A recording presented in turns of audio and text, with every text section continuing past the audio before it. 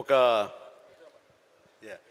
అంటే ప్లీజ్ క్షమించాలి.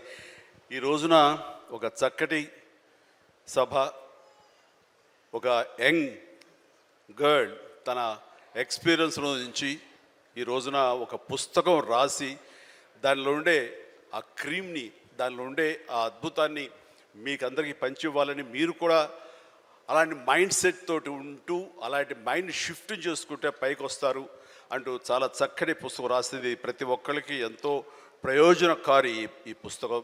దీని ఆంతర్యాన్ని మీరు గ్రహించి దీన్ని అందరూ పాటించాలని కోరుకుంటూ, అండ్ ఈ రోజున మీరు పర్మిషన్ ఇస్తే ఒక విషయం, పెహల్గామ్లో జరిగినటువంటి ఒక దురదృష్టకరమైన సంఘటన, రాక్షసుల ముష్కరుల వాళ్ళ అకృత్యం, బలైపోయారు ఎంతోమంది, 28-29 మంది. ఈ సందర్భంలో మన రాష్ట్రం నుంచి ఒక 2 యువకులు వాళ్ళకి బలైపోయారు. అండ్ ఇది చాలా దురదృష్టకరమైన సంఘటన.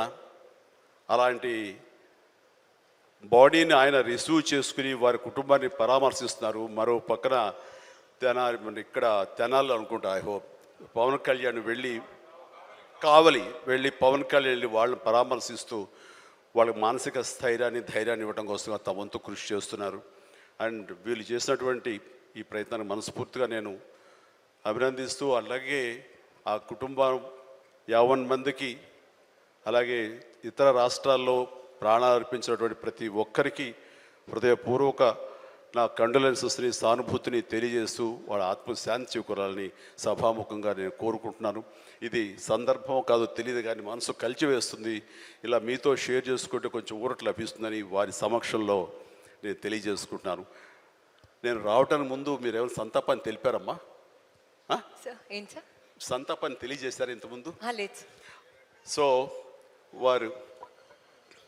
వారి సమక్షంలో ఒక 2 నిమిషాలు నిలబడి మనందరం మౌనం పాటించి వారికి మన నివాళులు అర్పిద్దాం.